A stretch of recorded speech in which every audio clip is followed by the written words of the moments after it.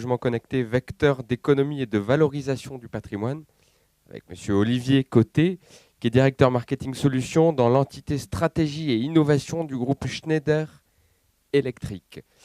Juste un tout petit rappel avant qu'il commence, n'oubliez pas de faire pointer votre petite carte hein, juste après la conférence. Voilà, puis bonne conférence, amusez-vous bien, il y aura des questions à l'issue. Merci beaucoup. Bien, mesdames et messieurs, bonjour. Donc voilà, je me représente, donc Olivier Côté. Je travaille dans la direction de la stratégie et de l'innovation de Schneider Electric. Et je vais vous parler aujourd'hui de solutions qui permettent, en étant connecté à partir de son smartphone ou de sa tablette, de pouvoir améliorer l'efficacité énergétique de son bâtiment, donc en réduire la consommation énergétique, en améliorer le confort, et en particulier dans le cas d'application du résidentiel de vacances et du résidentiel de vacances de montagne. Donc pour démarrer, je vais d'abord présenter un petit peu mon entreprise, la société Schneider Electric, dont le slogan est Life is on, qu'on pourrait traduire en français par La vie est en marche. Et donc Schneider Electric est un spécialiste mondial de la gestion de l'énergie et des automatismes.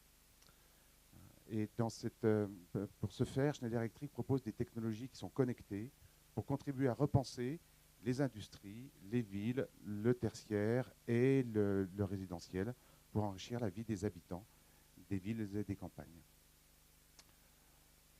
Pour cela, on travaille avec 4 grandes orientations, 4 grandes thématiques. Donc la connectivité, on vient de le dire, c'est associer les technologies de l'énergie et les technologies du numérique pour une performance accrue. C'est travailler sur le développement durable, donc c'est contribuer à la préservation des ressources de nos clients et la réduction des émissions de carbone. C'est d'actualité juste après la fin de la COP21 qui se passait à Paris, qui a été couronnée de succès.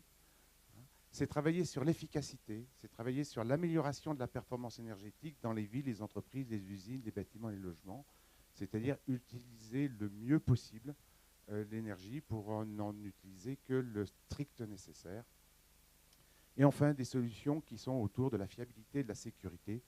Concevoir des produits qui sont sûrs, fiables, sécures, depuis les plus petits interrupteurs jusqu'aux écosystèmes très complexes qui, par exemple, pilotent les systèmes de production.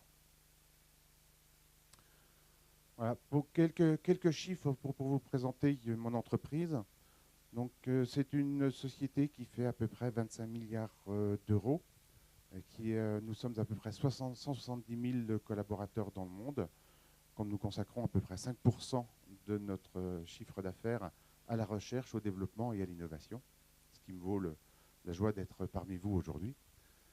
Avec une répartition de nos ventes, je dirais un tiers dans le bâtiment et dans le résidentiel, à peu près un quart dans les régies infrastructures, c'est-à-dire dans les systèmes d'approvisionnement en énergie, 25% dans le monde industriel, où nous aidons les industriels à améliorer le fonctionnement de leurs usines, et 15% dans les data centers, c'est-à-dire les centres de traitement de données. Voilà, avec une répartition géographique que vous voyez sur la droite de l'écran. On va caricaturer en disant 4 quarts, un quart en Amérique du Nord, un quart en Europe, un quart en Asie-Pacifique et un quart sur le reste du monde. Voilà. Si je focalise un tout petit peu plus sur la France, nous sommes 20 000 collaborateurs en France et beaucoup d'ailleurs en Rhône-Alpes et dans les Alpes, puisque nous avons le centre de Grenoble qui abrite presque 6 000 collaborateurs et des sites industriels à Pontcharrat, à Montmélian, donc juste à côté d'ici. Un chiffre d'affaires d'à peu près 1,7 milliard d'euros et un peu plus de 100 sites pour être le plus proche possible de nos clients sur l'ensemble du territoire. Voilà, après cette brève présentation de l'entreprise, on va regarder un petit peu comment on peut améliorer l'efficacité énergétique des bâtiments et comment on peut travailler à améliorer le confort et à économiser l'énergie. D'habitude, quand on parle d'économiser l'énergie, on se dit toujours « Oh là là, il faut que je baisse ma température, il faut que je mette un pull ». Et donc, quelque part, économiser l'énergie, on a la perception d'une souffrance. Et je vais vous montrer qu'en fait, c'est en améliorant le confort que l'on peut économiser de l'énergie, en pilotant correctement son logement, son bureau ou son usine. Voilà, d'abord un petit élément de rappel, c'est si on consomme de l'énergie, c'est pour produire un certain nombre de services qu'on appelle les services énergétiques. Et ces services, c'est le confort physique, c'est le confort visuel, c'est l'accessibilité avec les ascenseurs, c'est ce qu'on appelle le confort psychologique, donc la sensation de bien-être à l'intérieur de sa maison ou de son appartement ou de son bureau, c'est la sensation de sécurité, d'être donc dans un environnement sûr et protégé. Et puis, c'est pour exercer une activité efficace. On aime bien être tranquille quand on regarde la télé ou pouvoir travailler en toute efficacité au bureau ou à l'usine. Voilà. Et entre cette consommation d'énergie et ces services rendus, eh bien, il y a ce qu'on appelle 3 systèmes qui permettent de transformer cette énergie en service. Donc le premier, je dirais, c'est un petit peu le monde des techniciens, le monde des ingénieurs, le monde des machines, où on transforme l'énergie pour la distribuer dans des fils électriques, dans des tuyaux sous forme de chaleur, dans des gaines sous forme d'air chaud ou d'air froid ou de ventilation, et qui permettent d'apporter l'énergie jusque dans le local où on va l'utiliser. Donc un monde de technique, et dans ce monde de technique, si on veut économiser l'énergie, il faut réduire les pertes de ces machines, les pertes dans les tuyaux. Le deuxième monde, qui est le monde de l'usage, qui est cette fois, cette énergie est utilisée dans chaque local, dans la chambre, dans la cuisine, dans le bureau, dans le restaurant, alors, à nouveau pour des machines, pour produire ces fameux services énergétiques qui sont le confort physique, le confort psychologique et l'efficacité. Et là, si on veut travailler sur les économies d'énergie, on va essayer de réduire ce que l'on appelle les gaspillages. Donc, dans ces gaspillages, il y a premièrement la notion de produire un service quand il n'y a personne. Donc, chauffer la nuit alors qu'il n'y a personne, c'est laisser une lumière allumée. C'est l'ensemble de ces éléments-là. Mais c'est aussi produire trop de services, c'est-à-dire trop de lumière, trop de chaleur ou trop de motorisation. Voilà. Et donc, ce sera le deuxième pôle de travail pour pouvoir économiser l'énergie.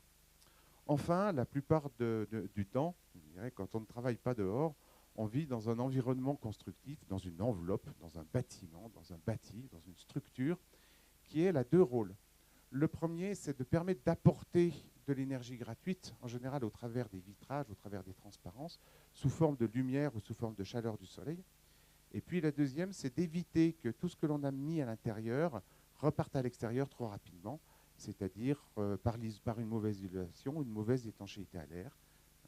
Et c'est le monde sur lequel on va essayer de travailler sur la réduction des fuites. Voilà pourquoi ce long préambule, c'est pour vous expliquer que le monde des pertes, qui est le monde de la qualité des machines, de ma télévision, de mon lave-linge ou de ma chaudière, le monde des fuites, qui est la qualité du bâti, de ma structure, de mon appartement, ou le monde des gaspillages, qui est le monde de l'usage et de la manière dont on utilise son logement ou son appartement, eh bien, ces 3 familles d'économies potentielles ont le même ordre de grandeur sur l'ensemble du parc européen. Donc, je voulais vous montrer ça parce que lorsque l'on parle de rénovation énergétique, alors, on entend souvent il faut travailler l'isolation, il faut faire de l'isolation par l'extérieur, il faut renforcer les murs, il faut changer les vitrages. Mais il n'y a pas que la solution sur le monde constructif, il y a aussi sur l'ensemble des équipements et sur l'ensemble du pilotage. Ce petit visuel pour vous montrer ce qu'est la situation européenne des 230 millions de bâtiments en Europe, dont à peu près la moitié qui sont du résidentiel et puis une moitié qui sont professionnels, et qui consomment en moyenne 300 kWh par mètre carré par an, pour une facture d'environ 20 €. Voilà. Et sur la base de l'ensemble de cette Europe, on avait fait un exercice de simulation pour comprendre quels étaient les potentiels de gains de ces familles de solutions, de faire une enveloppe de très très bonne qualité, de mettre les meilleurs équipements du moment, ou de piloter, de contrôler, de réguler l'ensemble des équipements et l'ensemble du fonctionnement de ces bâtiments. Vous voyez, au-delà des chiffres 45, 40 ou 55%, au-delà de la précision, C'est pour vous montrer que les 3 nuages dont je vous parlais tout à l'heure ont le même ordre de grandeur. Bien sûr, pas partout de la même manière, puisqu'ils n'agissent pas de la même manière. Quand j'isole le bâtiment, je vais, ce que les scientifiques appellent réduire le besoin, c'est-à-dire le besoin de chauffer quand j'ai besoin de chauffer. Alors qu'une régulation ou une qualité de chaudière n'économisera des pertes que si on la fait marcher. Bien sûr. Donc, on va parler, je dirais, de réduction de la demande ou de réduction du besoin. Et je vous le disais, ils n'agissent pas de la même manière. Pour vous illustrer que cette logique-là, je vous montre deux familles de solutions qui permettent donc de faire progresser la qualité d'un bâtiment, hein, en fonction de son occupation. Donc vous avez en abscisse, hein, un bâtiment qui est utilisé quelques heures par mois, ou 1 heure par jour, ou 8 heures par jour, ou 24 heures sur 24, 365 jours par an. Et sur ce bâtiment, sur ce logement, on regarde quels sont les gains que l'on obtient en travaillant sur la qualité de l'isolation du bâtiment, hein, en faisant de l'isolation par l'extérieur ou du chiffrage, ou en mettant ce que l'on appelle du système de contrôle, hein, donc de la régulation. Et donc on voit que plus le bâtiment est occupé de manière permanente, plus il est important que sa structure, ses murs, soient de très bonne qualité, hein, parce que sinon on obtient beaucoup de pertes. Par contre, les systèmes de pilotage ont moins d'importance. Réciproquement, quand un bâtiment est très faiblement occupé, hein, ou avec beaucoup d'intermittences, comme le sont par exemple les bâtiments d'enseignement ou le résidentiel de vacances, à ce moment-là, il est très important, au contraire, de pouvoir travailler sur le pilotage de ce bâtiment.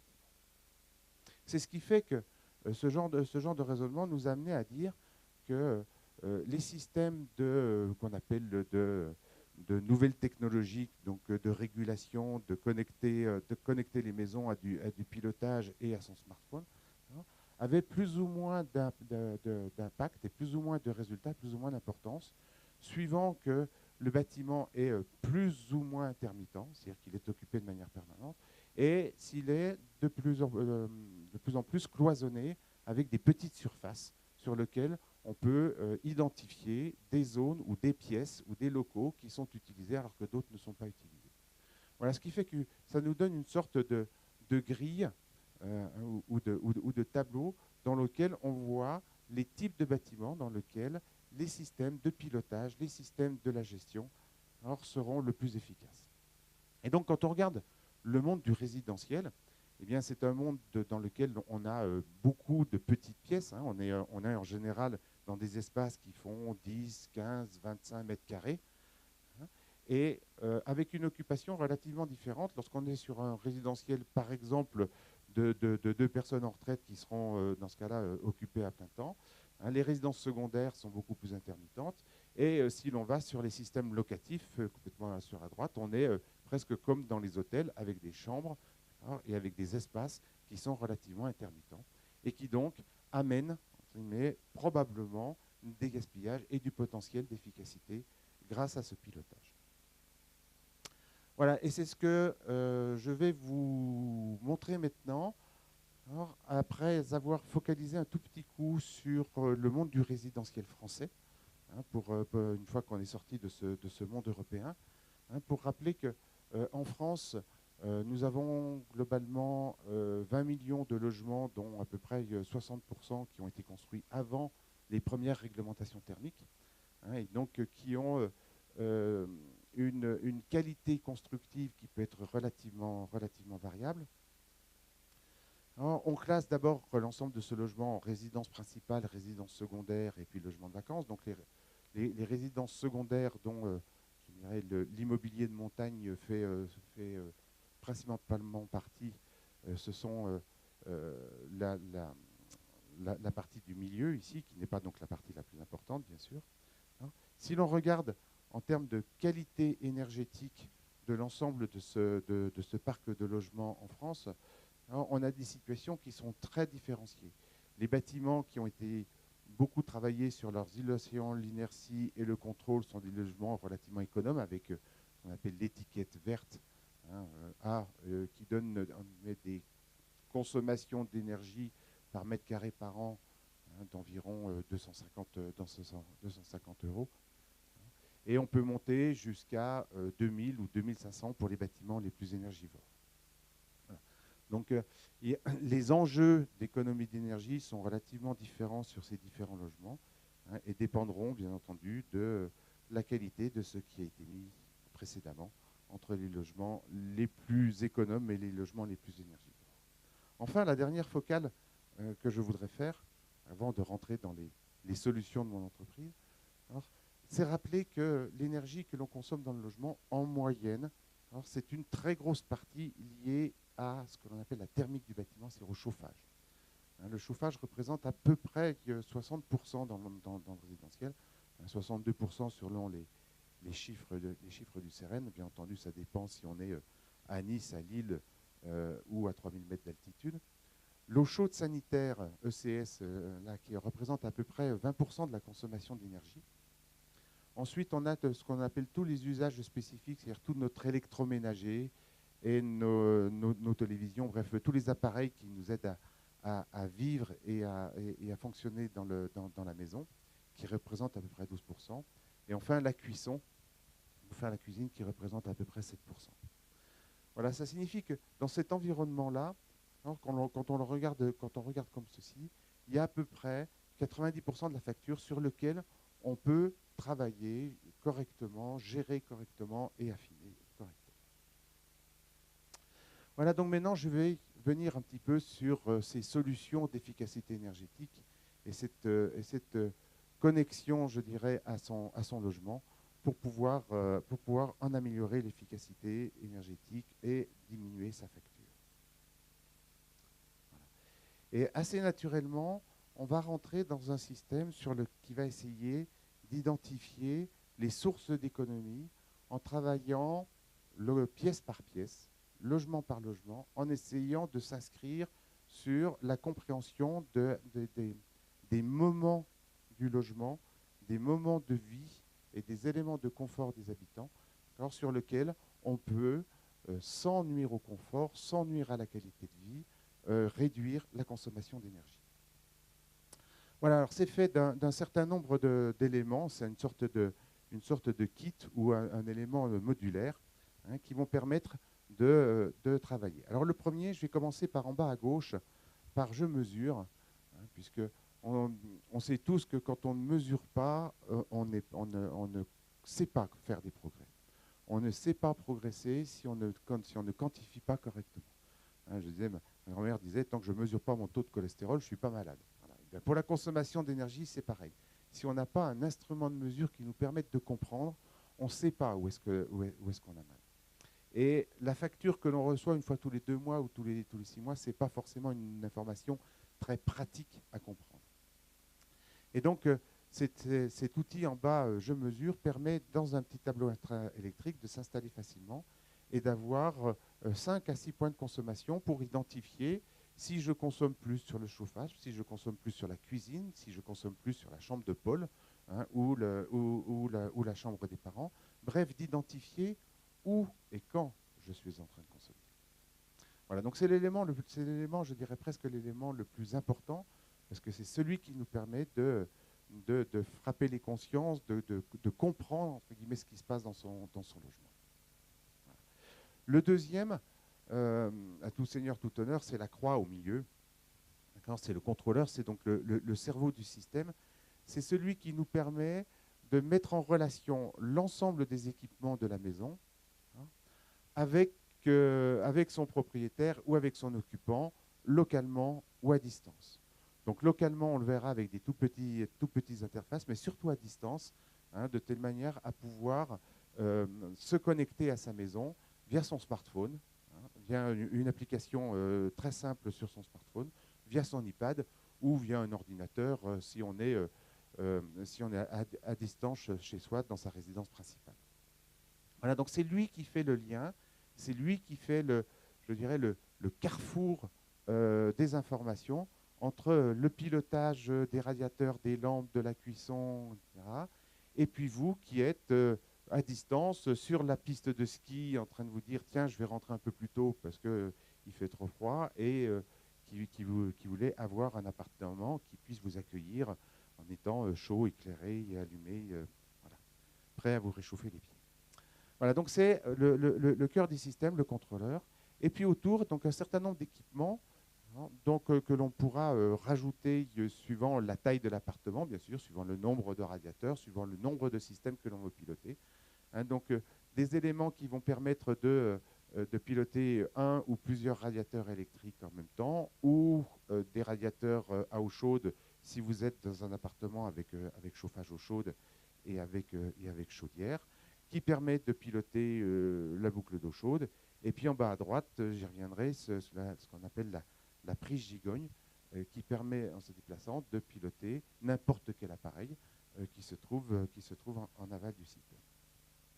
Voilà, cet équipement un petit peu modulaire, donc un système, un carrefour de données qui permet de connecter le propriétaire, l'occupant, le locataire avec sa maison, un certain nombre de liens avec les différents systèmes et un appareil de mesure pour fournir de l'information. Voilà, et le principe de tout ceci, en appuyant sur le bouton, voilà, ça va être de consommer l'énergie au moment où on en a besoin. Donc de dire, voilà, eh bien, je vais partir skier à 9 h, je veux être à l'ouverture des pistes à 9 h, mais je vais rentrer entre midi et 2 pour manger et puis pour me réchauffer un petit peu. Hein. Et par contre, les enfants, eux, vont rester sur la piste toute la journée et ils rentreront avec moi à 5 h le soir, au moment où ce sera fini. Et puis à 10 h du soir, eh bien, on repartira pour aller au cinéma ou à l'animation de la station de ski de Valmorel. Voilà. Et donc, le principe de fonctionnement, c'est de dire, je vais être là, alors je veux qu'il fasse bon chez moi, je veux qu'il fasse bon dans la cuisine ou dans la chambre ou dans le salon, de telle heure à telle heure. Et donc, réguler la température, prévoir à quel endroit on veut avoir son chauffage, voilà. Et le système, automatiquement, va diminuer le chauffage quand vous n'êtes pas dans la pièce, et remettre en marche le chauffage avant que vous ne reveniez, de telle manière à avoir chaud au moment où vous voulez rentrer. Et comment on fait ça? Parce que c'est très facile à dire, c'est pas si facile à faire. C'est-à-dire que si je veux être rentré à 17 h, à quelle heure faut-il relancer le chauffage? Hein, c'est une des raisons pour lesquelles, d'habitude, on laisse le radiateur allumé quand on part faire du ski, quand on part faire ses courses. C'est dire, de toute façon, quand je rentrerai, je ne veux pas avoir froid, je veux être bien chez moi. Et donc, le problème, c'est à quelle heure faut-il relancer? Et c'est là tout le miracle de ce système, c'est que ce système, il apprend comment fonctionne votre maison, comment fonctionne votre logement, c'est-à-dire à quelle vitesse la température remonte quand on remonte la consigne de température. C'est ce qu'on appelle un système auto-apprenant ou auto-adaptatif. Il est capable de mesurer l'isolation et l'inertie de votre logement. Et donc, quand vous direz, je veux rentrer du ski à 17 h, eh bien, pour l'appartement du rez-de-chaussée, je dirais, voilà, le thermostat saura qu'il faut démarrer à 4 heures de l'après-midi et qu'en 1 heure, il vous ramènera à 22 degrés. Alors que dans l'appartement qui se trouve juste au milieu du logement et qui se trouve très très bien isolé, il suffira ou il suffirait de ne redémarrer le chauffage qu'un quart d'heure plus tôt. Voilà, donc les tout premiers jours, les quelques tout premiers jours, le système va apprendre, donc il ne sera pas forcément très très très très intelligent au début, mais il apprend vite et en moins d'une semaine, il a appris le fonctionnement de votre maison, de votre logement, et ça lui permet d'optimiser votre fonctionnement. Vous n'avez pas à vous en occuper, vous dites simplement à quelle heure vous voulez qu'il fasse bon chez vous. Voilà, et donc ça vous permet de planifier, je dirais, le mode de votre mode de vie dans le logement, et donc du coup, quand vous n'êtes pas là, l'ensemble des consommations s'arrête. Un petit élément supplémentaire qui est représenté par la toute petite icône en haut à droite, c'est que puisque l'on sait le faire démarrer au bon moment et le faire arrêter au bon moment, on peut même en profiter pour être un petit peu plus astucieux si on a un tarif, par exemple, électrique, un contrat électrique avec des heures pleines et des heures creuses. Puisque lorsque votre logement mais emmagasine de la chaleur dans ses murs. On peut utiliser le fait, par exemple, qu'à partir de 20 heures, on va avoir des heures creuses, donc l'électricité va être beaucoup moins chère. Hein. Et donc, baisser d'un demi-degré la consigne de température entre je dirais, 19 heures et 20 heures. Voilà, ça arrête le chauffage pendant cette heure où l'électricité est un peu plus chère. Et puis, la température remonte automatiquement au moment des heures creuses. C'est quelque chose qui est assez pratique, en particulier le matin, hein, où on préchauffe l'appartement juste pendant les dernières heures creuses. L'exercice qu'on a fait sur 400 logements dans la région grenobloise et lyonnaise, dans le cadre d'un projet qu'on appelle les Smart Grid, hein, a montré que la simple utilisation de ce mécanisme-là avec le système Wiser permettait de faire une économie sur la facture de 5% à la fin de l'année. Donc environ 10% sur la facture de chauffage, sur la consommation de chauffage, et donc 5% sur l'année, sans bien entendu nuire ni au confort ni à rien. Hein, c'était sur la fin de l'année en moyenne 100 € d'économiser sur la facture électrique, simplement en utilisant cette petite astuce. Voilà, alors, le cœur du système, bien entendu, c'est que lorsque l'on essaye d'expliquer à son appartement comment on va vivre et on va être là de telle heure à telle heure et pas là de telle heure à telle heure, c'est que la vie, c'est jamais ça. C'est jamais vrai. C'est jamais la bonne heure. C'est mince, il fait trop froid. Tiens, il y a une tempête de neige, je veux rentrer plus tôt.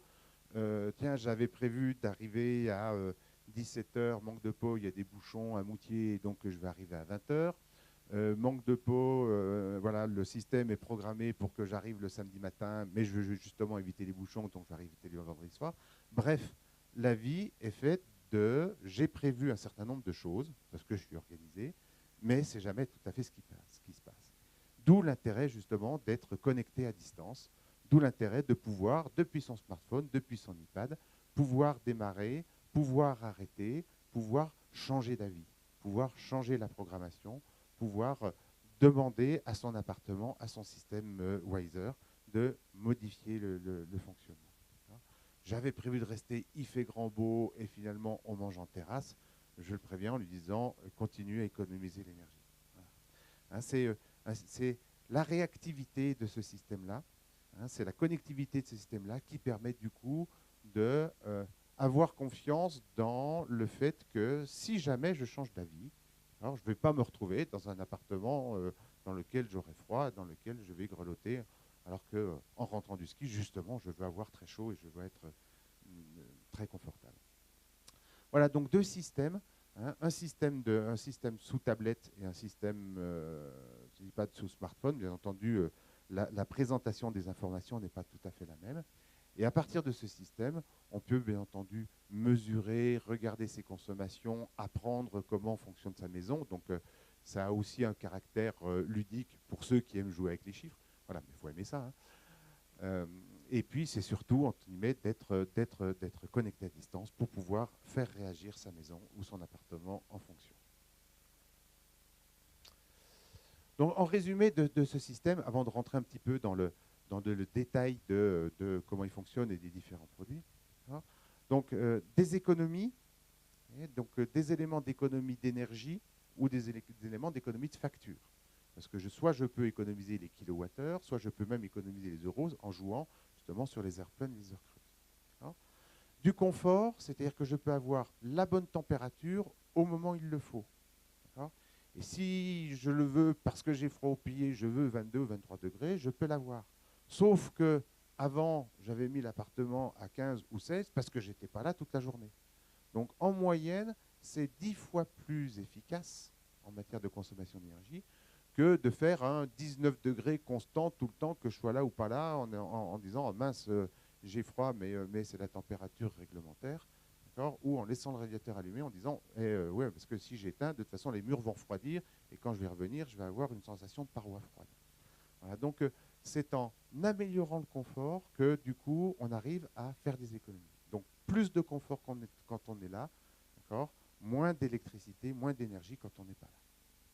Voilà le principe. Donc une simplicité d'utilisation Je dirais là, en 1 heure de présentation, je ne vais pas vous faire manipuler les produits, mais je vous assure que nos ingénieurs et nos ergonomes ont travaillé cet élément-là pour que ce soit extraordinairement simple. Hein.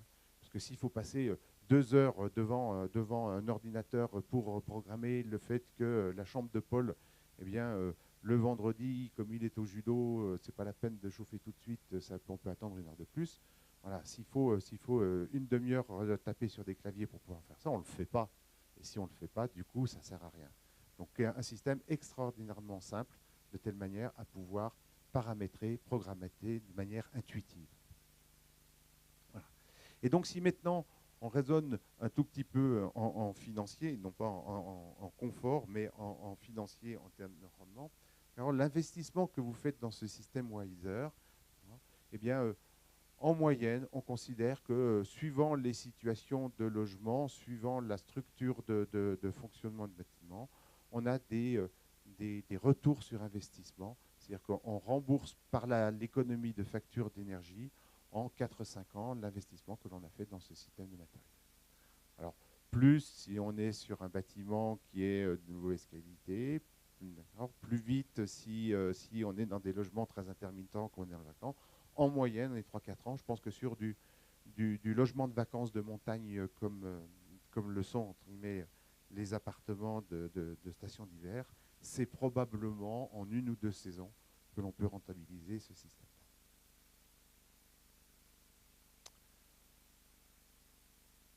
Voilà, donc maintenant je vais rentrer un tout petit peu plus dans le détail des systèmes, même si je crois que j'en ai déjà beaucoup dit, c'est simplement pour avoir une vue un petit peu plus précise des différents modules de ce système. Hein. Donc d'abord la croix, le cœur du système. Alors vous l'avez vu, ce sont des systèmes qui ont, je dirais, une personnalité, et ce n'est pas des éléments que l'on installe dans le tableau électrique via un électricien et qui nécessitent une compétence complexe, c'est des éléments qui peuvent être facilement installés dans les bâtiments existants sans retirer des centaines ou des dizaines de fils dans tous les sens. Hein, c'est des systèmes pratiques que l'on peut mettre facilement en rénovation. Voilà, donc la croix, on peut la mettre sur une étagère, dans un coin, voilà, et qui permet de piloter. En général, on la met pas très loin du système ADSL que l'on a, hein, donc, pour pouvoir se connecter à distance, pour avoir la liaison Internet. Voilà, donc je vous l'ai dit tout à l'heure, hein, c'est le cœur du système, c'est pour ça qu'on lui a donné une forme de croix, c'est un peu le carrefour de toutes les données, hein, qui permet de vous connecter, hein, de connecter les occupants ou de connecter les propriétaires avec la maison et ses différents équipements. Voilà, le thermostat, donc le thermostat intelligent, je vous ai mis à côté, là sur la partie droite de l'écran, à quoi ressemble l'information, par exemple, sur un iPad, hein, où sur chacune des pièces, on peut décrire, entre guillemets, à quelle heure elle va démarrer, à quelle température elle va démarrer. Okay, donc, le thermostat, je dirais que c'est l'intelligence de chaque pièce, hein, puisqu'il permet, à partir de... C'est lui qui détermine à quelle vitesse remonte ou descend la température dans cette pièce-ci, pour calculer automatiquement à quelle heure il faut relancer le radiateur pour que vous ayez chaud au moment où vous réveillez ou au moment où vous partez. Hein. Donc c'est lui qui apprend, c'est lui qui fait la mémorisation, qui fait l'auto-apprentissage. Ce qui fait qu'il est capable de faire la différence entre la chambre au nord et la cuisine qui est au sud. Et apprendre que finalement la réaction de cette pièce n'est pas la même pour calculer exactement à quel moment il faut démarrer ou arrêter le chauffage ou l'eau chaude. Voilà, il sert aussi de thermomètre puisqu'il affiche la température intérieure de la pièce, hein, qui vous permet de voir entre guillemets votre confort. Voilà, l'actionneur de chauffage électrique, donc c'est celui qui s'installe derrière le radiateur, hein, lorsque vous êtes en radiateur électrique. Et donc pas besoin de retirer des fils, pas besoin de charger le tableau électrique. Simplement derrière le radiateur, à l'endroit où il y a les bornes de raccordement du radiateur avec le fil électrique qui sort du mur, à cet endroit-là, on installe cette petite casserole qu'on fixe au mur, cette petite casserole ou cette poêle à frire à 2 manches, comme on veut. Hein, donc d'un côté, les fils qui sortent du mur, de l'autre côté, les fils qui repartent vers le radiateur. Et c'est tout. c'est lui qui s'occupe de tout, puisque la manière de piloter le radiateur électrique, c'est lui qui va la prendre en charge, et il va recevoir les ordres depuis le contrôleur par un signal radio. Donc pas de fil, pas de système compliqué à mettre en marche, hein, pour pouvoir le faire fonctionner et le faire installer. Voilà. On recommande quand même pour ces installations de faire appel à un électricien, sauf si vous êtes bricoleur et que vous savez que l'électricité c'est très très très dangereux, et donc il est extraordinairement dangereux de toucher un fil ou de modifier son installation sans avoir coupé, sans avoir un certain nombre de notions d'électricité. Voilà, donc ça peut être fait par un bricoleur averti ou par un électricien, mais c'est très simple de mise en œuvre.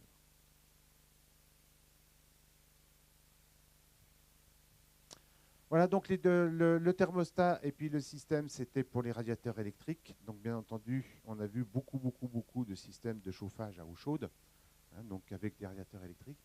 Et auquel cas, on le fait ici avec une tête de vanne thermostatique.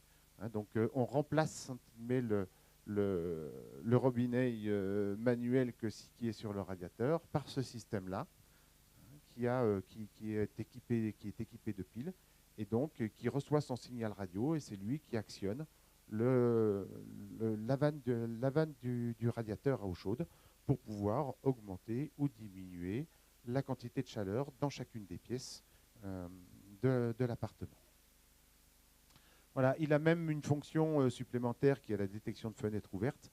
Hein, donc il détecte la chute de température. Et là, pour vous éviter de gaspiller, si vous avez aéré votre appartement le matin et oublié de fermer la fenêtre en partant faire du ski, ben, plutôt que de chauffer, je dirais, pendant toute la journée, à ce moment-là, on se met en situation de repli, on dit pour ne pas gaspiller, je vais arrêter de chauffer cette pièce-là.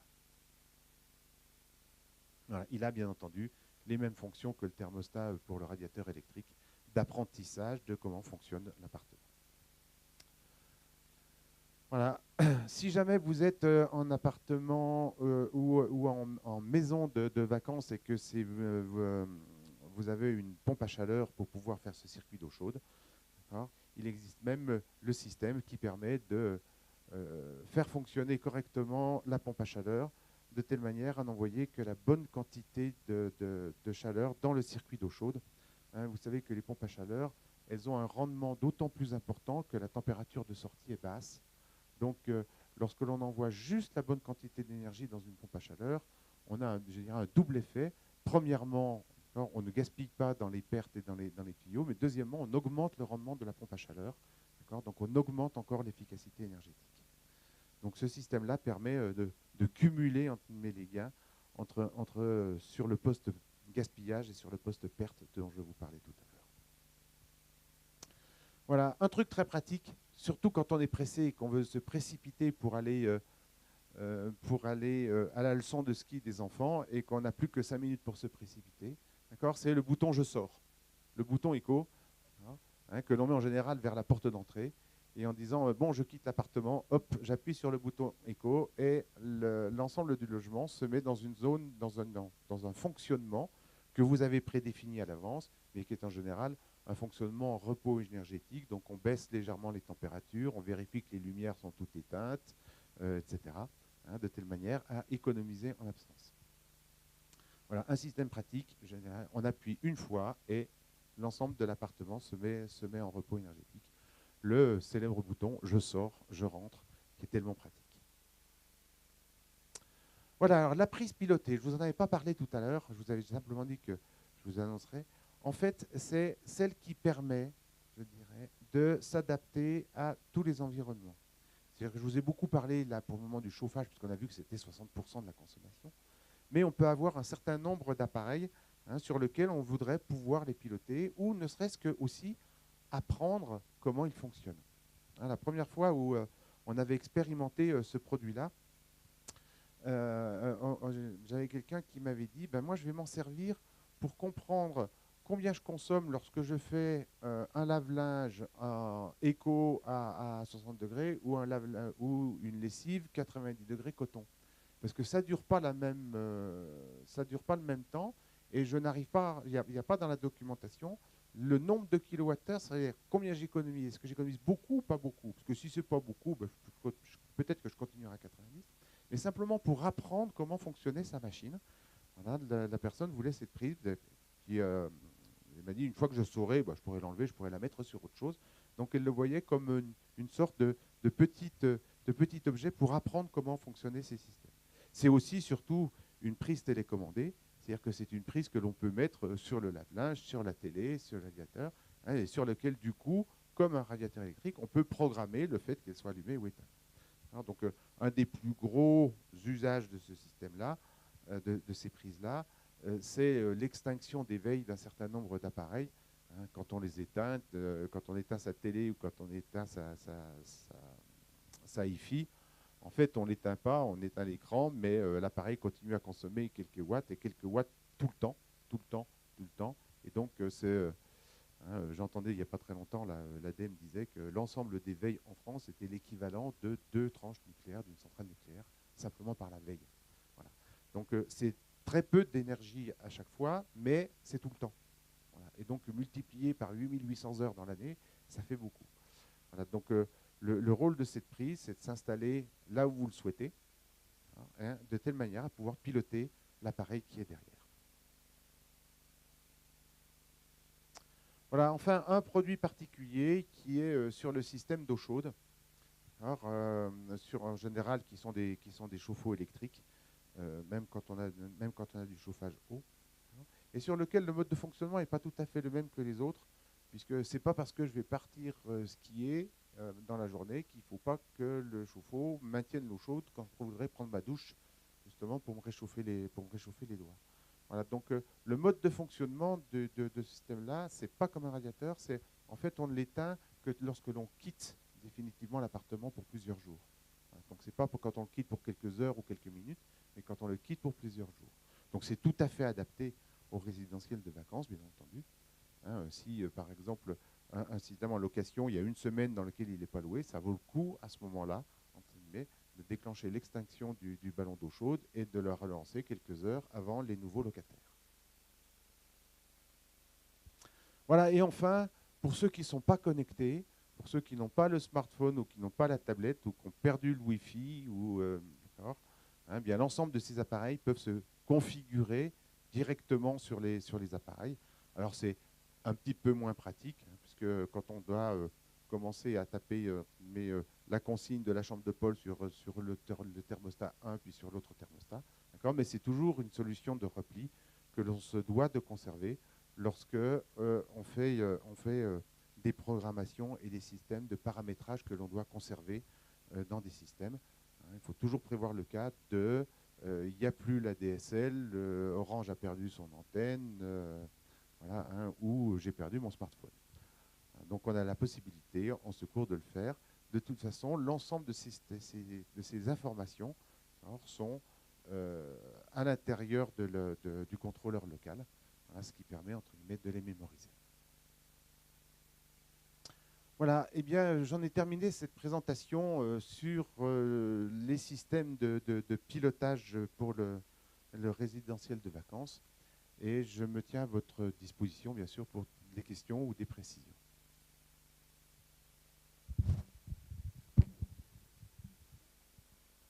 Ah oui, je n'ai pas parlé de prix.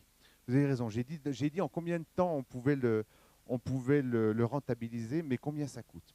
Alors, on va dire que ce système-là, pour un appartement de 2 chambres, une cuisine, une salle de bain, un séjour, voilà, ça coûte aux alentours de 700 €. C'est les appareils plus en général 1 heure à 2 heures d'un installateur électricien. Voilà.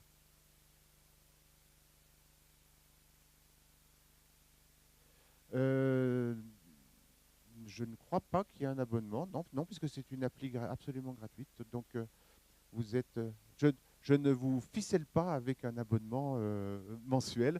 Non, il n'y a pas un abonnement. C'est une application qui vous permet de récupérer vos informations sur votre iPad ou sur votre système. Donc vous avez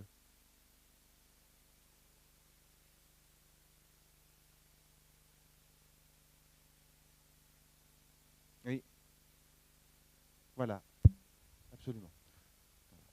Donc voilà, après, vous avez à le programmer. Alors, si vous voulez le faire programmer par votre électricien pour le paramétrer, d'accord, hein. Il y a la vérification que votre Wi-Fi marche.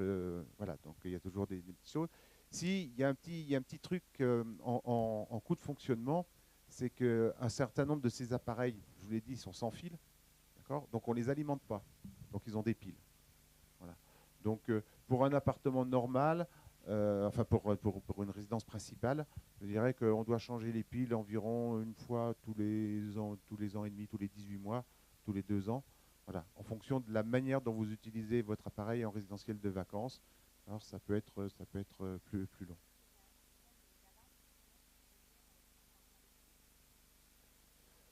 Je crois que oui, je vais prendre un joker. Je ne suis pas sûr de ma réponse. Il faudrait que je téléphone à un ami, comme on dit. Je pense que oui, parce qu'à partir du moment où la pile est défaillante sur un système, il n'est plus capable de communiquer avec la croix et il n'est donc plus capable de communiquer de l'information sur votre smartphone ou votre iPad. Donc je suis capable de le détecter. Je raisonne en parlant, hein, parce que vous me posez une colle. Alors mes collègues commerçants le sauraient beaucoup mieux que moi, mais voilà. Donc je suis prêt à parier que oui. Et si vous me donnez votre adresse à la fin de la séance, je m'engage sous 24 heures à avoir téléphoné à mon ami pour vous répondre.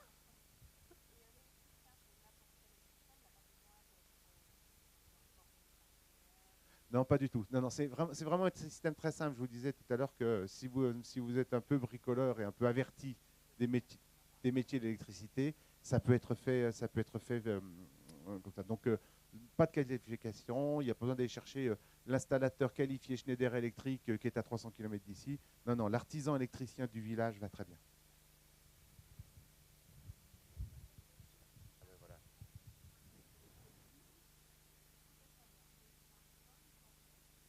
Oui.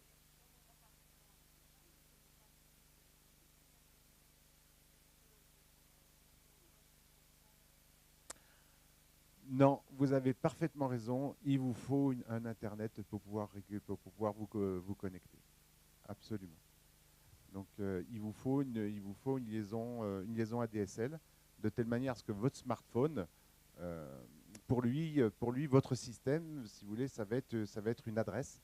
Hein, ça va être une adresse Internet. Et donc, il va se connecter sur votre appartement. Mais pour ça, il faut que votre appartement soit connecté.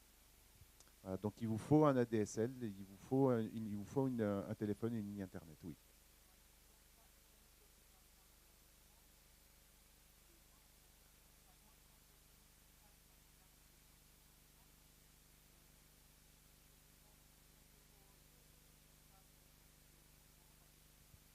Oui.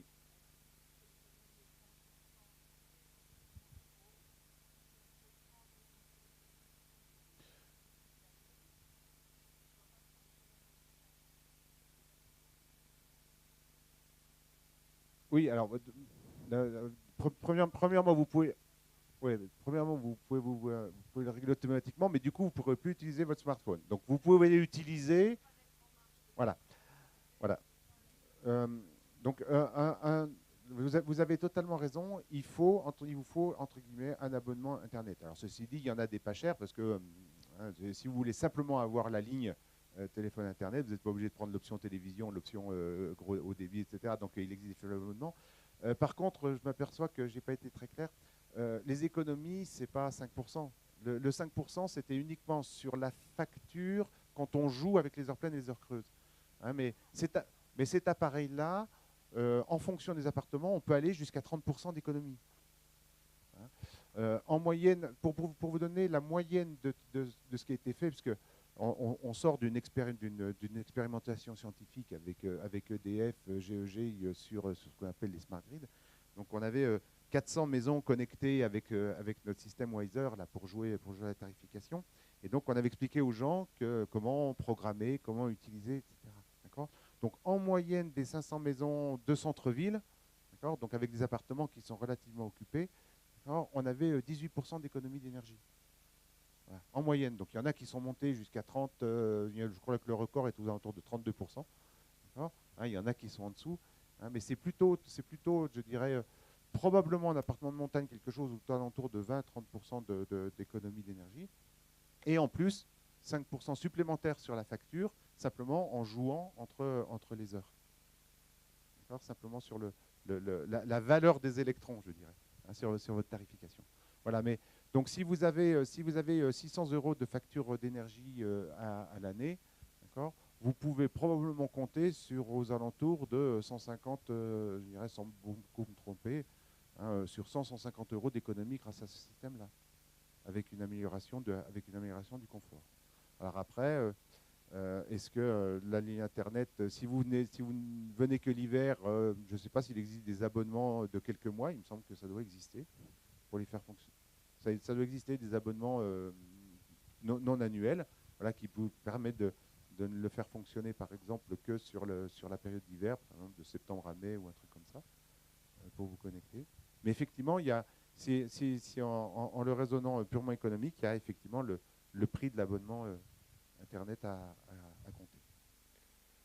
Est-ce qu'il y a une autre question? Oui. Ouais, je me demandais si un appartement est loué, par exemple, le locataire, comment est-ce qu'il récupère les droits de pilotage sur son smartphone? Parce que là, vous avez parlé surtout du cas des propriétaires qui administrent leur logement, mais s'ils le louent, alors, comment ça se transfère? C'est juste une convention à passer entre le propriétaire et le locataire, puisque pour accéder et pour pouvoir piloter son logement, son radiateur et l'heure à laquelle on veut le faire revenir, il faut charger l'appli sur son smartphone, elle est gratuite, et ensuite de ça, il faut avoir le mot de passe et le numéro d'appel. Donc si votre propriétaire ou si le locataire demande, ce qui est assez logique, parce que c'est quelque chose qui est là pour aider à vivre, je dirais, c'est un élément d'aide au confort de l'occupant, donc du locataire. Donc prendre entre guillemets l'adresse et le mot de passe pour pouvoir l'utiliser sur le smartphone, voilà, c'est juste un accord à passer entre le propriétaire et le locataire. Et il n'y a pas de limitation au nombre de téléphones, puisque c'est fait pour que c'est une adresse, donc on peut avoir plusieurs smartphones ou plusieurs iPads qui se connectent en même temps. Alors il ne faut pas s'amuser à jouer. J'aurais presque dû la présenter. On a fait une publicité un petit peu décalée sur YouTube autour de cet appareil Weiser, où justement le papa au bureau montre à partir de son smartphone comment on peut allumer et éteindre les prises électriques, et pendant ce temps-là, son garçon est à la maison en train de jouer sur le jeu vidéo, et son jeu s'arrête toutes les 2 minutes. Voilà, ça montre qu'on peut avoir une certaine souplesse pour fonctionner, mais qui... Oui, une question.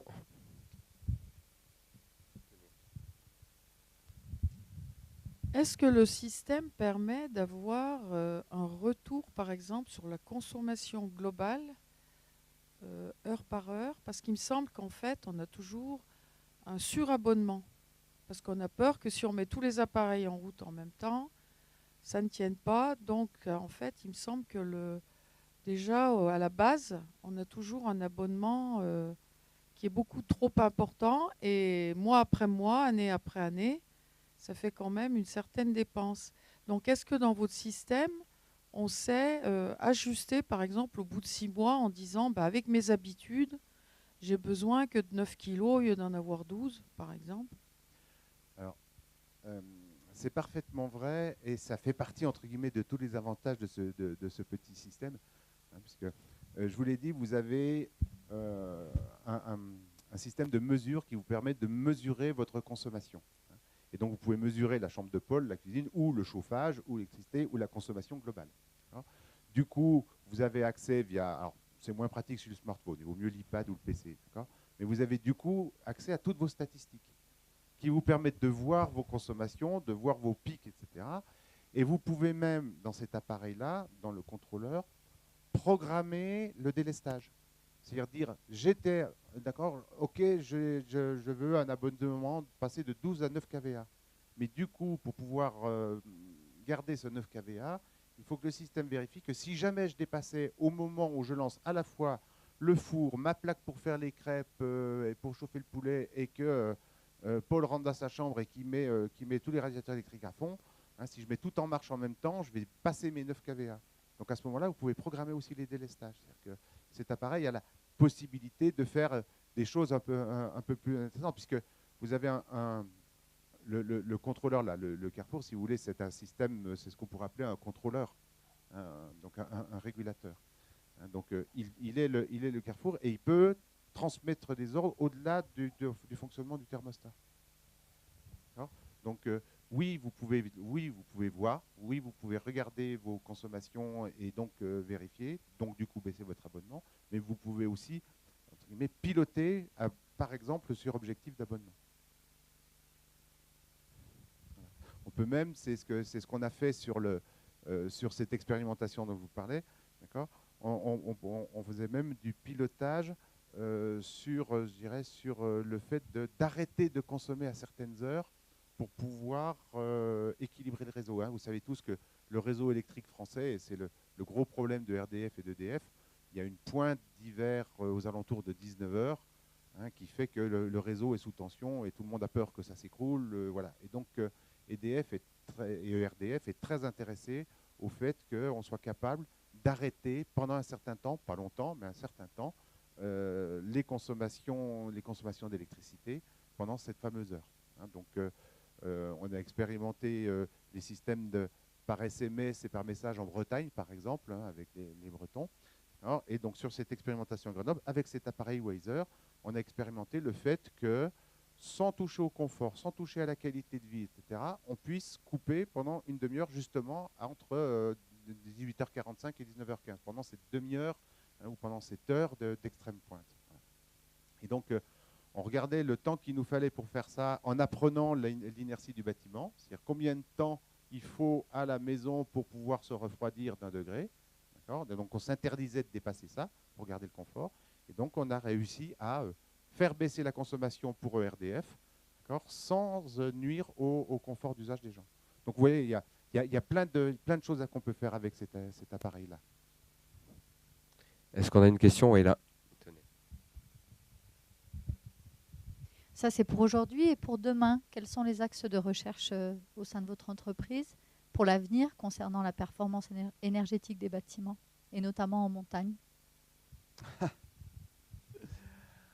Alors, ce sur quoi on travaille beaucoup en ce moment, si vous voulez, on est allé assez loin dans la compréhension de comment économiser l'énergie. Sur la partie économie d'énergie en maintenant le confort, on est allé assez loin. Il y a encore quelques fonctionnalités qu'on peut améliorer, qu'on peut peaufiner, en particulier ce qu'on appelle les fonctions d'optimal stop ou les fonctions d'éclairage auto-adaptatif, voilà, qui permet, je dirais, de calculer la position du soleil et donc de décider tout seul comment positionner la lumière ou les volets roulants pour qu'on ne soit pas ébloui. Voilà. Mais c'est des fonctions qui ne vont plus chercher que des petits bouts d'économie d'énergie. Non, le sujet sur lequel on travaille beaucoup maintenant, c'est les fonctions d'optimisation des sources d'énergie. Pas de la consommation, mais des sources. Donc comment utiliser au maximum les panneaux photovoltaïques quand on a du photovoltaïque sur sa maison ou lorsque l'on a un système. Comment stocker cette énergie pour la consommer quand on en a besoin. Si vous avez lu, si vous avez écouté la presse, voilà, on a fait l'annonce quelques jours avant la COP 21 que mon entreprise se lançait dans les systèmes de stockage d'énergie électrique, donc dans les systèmes de batteries de forte capacité, pour pouvoir justement stocker l'électricité, qui est quelque chose qui n'est pas très facile à faire, et améliorer du coup l'autoconsommation de notre énergie renouvelable, de notre énergie solaire. Voilà, donc les sujets de recherche, c'est plutôt sur la manière dont on utilise le photovoltaïque, dont on n'impacte pas le fonctionnement du réseau, comment on pilote à la fois chaudière et électricité. Donc système, puisque dans la plupart des maisons, on a des systèmes bi-énergie, de l'eau chaude et puis de l'électricité. Et donc comment jouer entre ces différentes sources d'énergie pour optimiser la facture et pour optimiser les émissions de CO2 surtout. Voilà, donc on a beaucoup travaillé sur les économies, la réduction de la consommation en confort. Maintenant, on regarde les économies de production. Pour revenir à mon petit schéma de tout à l'heure, on a beaucoup travaillé sur les gaspillages et maintenant on travaille sur les pertes. Donc sur les systèmes techniques. Est-ce que nous avons d'autres questions? Non. Bien, merci beaucoup. Merci beaucoup pour vos questions, votre participation. Merci Olivier Côté d'avoir donné cette belle conférence. Rendez-vous